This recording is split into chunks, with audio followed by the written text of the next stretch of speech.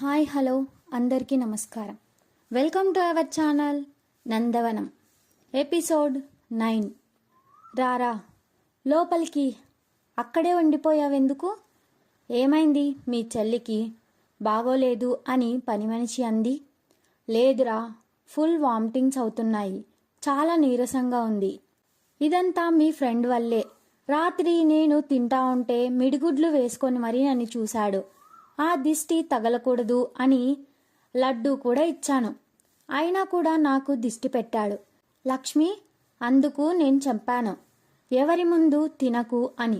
ఉండు, అలిసిపోయావు, నేను వెళ్ళి జ్యూస్ తీసుకొని వస్తాను.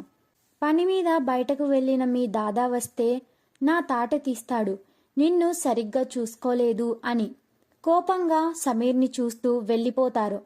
సమీర్, అదేంట్రా ఆంటీ అలా చూస్తున్నారు, నన్ను కొంపదీసి కొడతారా ఏంటి? అదేమీ లేదురా, నేను చెప్పాను కదా, ఇదంటే ఇద్దరికీ ప్రాణమని. నువ్వు ఏమీ అనుకోకు.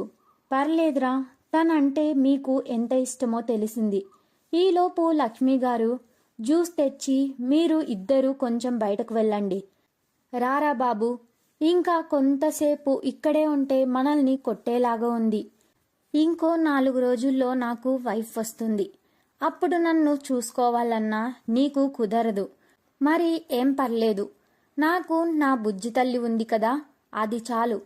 నందన చాలా హ్యాపీగా ఫీల్ అయ్యి ఐ లవ్ యూ లక్కీ అని హక్ చేసుకుంటే, రే మామ రారా, మనం బయటకు వెళ్దాము. ఇక్కడే ఉంటే వీరి ఏడుపుతో మనం మునిగిపోవాల్సి వస్తుంది. ఏంటి, నా లక్కీనే అంటావా అని, నిన్ను ఇలా కాదు అని అక్కడ ఉన్న మ్యాపింగ్ స్టిక్ తీసుకొని కొట్టడానికి వస్తుంది. అలా విజ్జు కొట్టడానికి వెళ్తుంది. తాను పారిపోతుంటాడు. వాళ్లను ఆపడానికి వెనకే వెళ్తాడు సమీర్. కొట్టకే అమ్మా, నాకు పెళ్లి కాబోతుంది, ఏమైనా అయితే నా ఫేస్ని చూడలేక మీ వదిన నన్ను పెళ్లి పీటల మీదే వదిలి వెళ్ళిపోతుంది. నువ్వు నా లక్కీని అన్నావు, నిన్ను అస్సలు వదలను. విజ్జు పక్కనే ఉన్న రూంలో దాక్కొని ఉంటాడు. నందన తనని వెతుక్కుంటూ గార్డెన్ వైపు వెళ్తుంది. విజ్జు లోపలే ఉన్నాడు అని తెలియక తనని వెతుక్కుంటూ వచ్చిన సమీర్ కూడా గార్డెన్ వైపు వస్తాడు.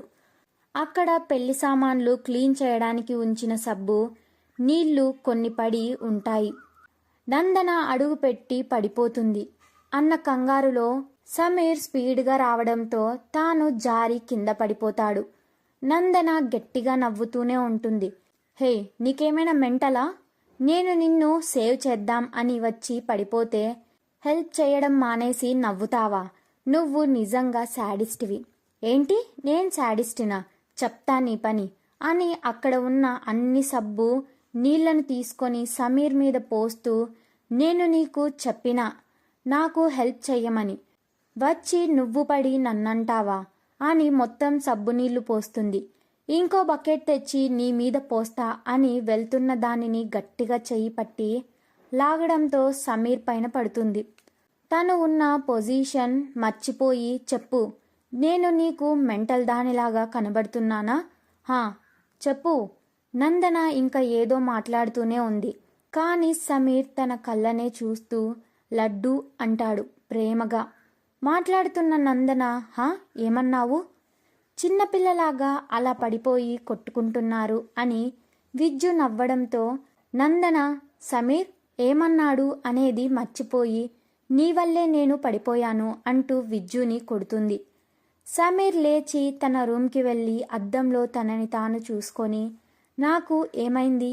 ఇంతకు ముందు కూడా తనకి బాలేదు అని నేను ఎందుకు ఫీల్ అయ్యి ఏడ్చాను, ఇప్పుడు కూడా తాను ఎక్కడ పడిపోతుందో అని ఎందుకు అలా భయపడ్డాను? ఏదో చేసింది ఈ లడ్డు, రాకాసి మొత్తం సబ్బు నీళ్లు పోసింది అని నవ్వుకుంటూ ఫ్రెష్ అప్ అయ్యి నిద్రపోతాడు. విజ్జు రారా భోజనానికి పిలవడానికి వచ్చి నిద్రలో ఉండడం వల్ల ఎందుకు లేపడం అని వెళ్ళిపోతాడు. నందన తనకి నీళ్లు పోయడం తన కలలో రావడంతో ఉలిక్కి పడతాడు. ఏంటి, ఈ లడ్డు కలలోకి కూడా వస్తుంది, ఏంటి ఈ మాయ? ఆకలి వేయడంతో బయటకు వస్తాడు. నందన బయట కూర్చొని ఏదో రాస్తూ ఉంటే వెళ్ళి, హే ఈ టైంలో నిద్రపోకుండా ఏం చేస్తున్నావు? ఏమీ లేదు, నీకు చెప్పాగా నేను ఆర్టికల్స్ రాస్తాను అని. మార్నింగ్ అయితే ఫుల్ పెళ్లి పనులు ఉంటాయి, రాయలేను. అందుకే రాస్తున్నా. కంప్లీట్ అయింది. చదివి ఎలా ఉందో చెప్పు. ఈ స్టోరీ వల్ల సమీర్ క్యారెక్టర్ ఏంటో తెలుస్తుంది. కొంచెం లాగ్ అనుకోకుండా చదవండి. Story is continue.